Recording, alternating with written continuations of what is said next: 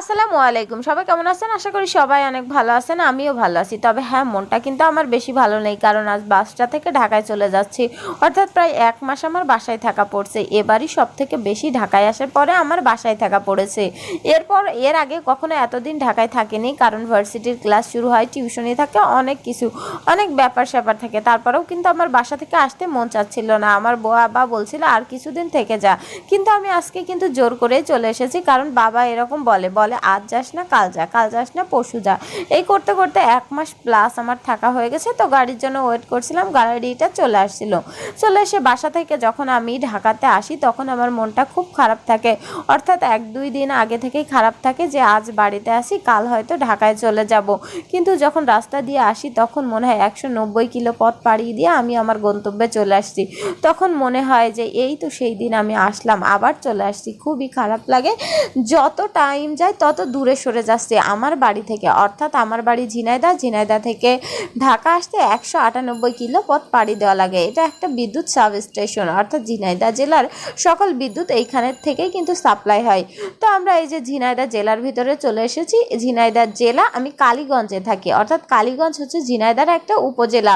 তো এখানে যখন বাস টার্মিনালে যখন এসে পৌঁছাইছি, এখান থেকে কিছু যাত্রী কালেক্ট করলো। আর আসলে বাসের অধিকাংশ সিটই ফাঁকা ছিল। তার কারণ কি, ঈদের 1 মাসের ভিতরে সবাই অলরেডি তার কাজে ফিরে গেছে।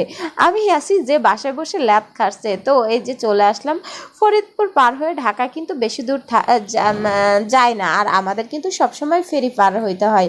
অর্থাৎ দৌলতিয়া ফেরিঘাট থেকে উঠতে হয়, আর পাটুরিয়া ফেরিঘাট থেকে নামতে হয়। অর্থাৎ দৌলতিয়া আর পাটুরিয়ার ভিতরে আমাদের পদ্মা নদী পার দিতে হয়, আর এটা পার দিতে প্রায় 40 থেকে 50 মিনিট টাইম লাগে। কোনো সময় সেটা 1.5 ঘন্টায়ও কনভার্ট হয়, খুব বেশি যদি ভিড় থাকে ঈদের সময়। কিন্তু এখন পদ্মা সেতু করাতে তেমন বেশি একটা ভিড় থাকে না, তো ফেরিঘাটটা খালিই ছিল। এই যে আমরা মানিকগঞ্জ জেলার উপরে এসে পাড়ি দিলাম। মানিকগঞ্জ থেকে ঢাকায় যেতে কিন্তু বেশিক্ষণ টাইম লাগে না। অর্থাৎ মিনিমাম 1 ঘন্টায় চলে যাওয়া যায়, যদি ট্রাফিক জ্যাম না থাকে। আর যদি জ্যাম থাকে তাহলে 1.5 ঘন্টা, 4 ঘন্টা, 5 ঘন্টা। আমি সর্বোচ্চ ঢাকায় গিয়ে পৌঁছাইছি আমার লাইফে 14 ঘন্টা জার্নি করে। আর স্বাভাবিকভাবে আমরা সাধারণত 6-7 ঘন্টা, 4.5 ঘন্টা, 5 ঘন্টায় ঢাকায় গিয়ে পৌঁছায় যায়। তো মানিকগঞ্জ জেলার ভিতরে চলে আসলাম।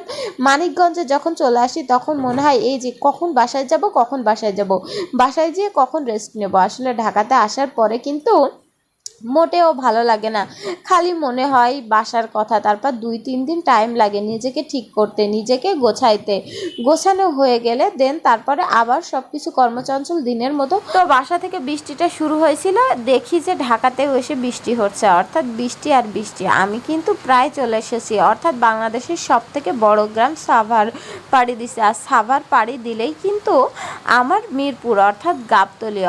এই সাভার পার দিতেই অনেক কষ্ট লাগে। তো কার বাসায় যেতে কষ্ট হয়, বাসা থেকে আসতে কষ্ট হয়, তারা অবশ্যই কমেন্ট করে জানাবেন। আর আমার মতো সবাই এরকম অনুভূতি হয় কিনা সেটা কমেন্টে জানাবেন। তো সবাই ভালো থাকবেন, সুস্থ থাকবেন। নেক্সট টাইম আমি আমার বাড়ি যাওয়ার ব্লগ আপলোড করব। তবে জানি না কবে বাড়ি যাব, কবে বাড়ি যাওয়া হবে। তবে হ্যাঁ, আমি 2 ঈদেই বাড়ি যাই, তাছাড়া তেমন একটা বাড়ি যাওয়া হয় না। যদি ইম্পর্টেন্ট কোনো কাজ থাকে তাহলে অবশ্যই এর আগে বাড়ি যাওয়া হবে, এবং সেই ব্লগ আপনাদেরকে শেয়ার করব। আপনারা তাতে কমেন্ট করবেন। তো আল্লাহ হাফেজ।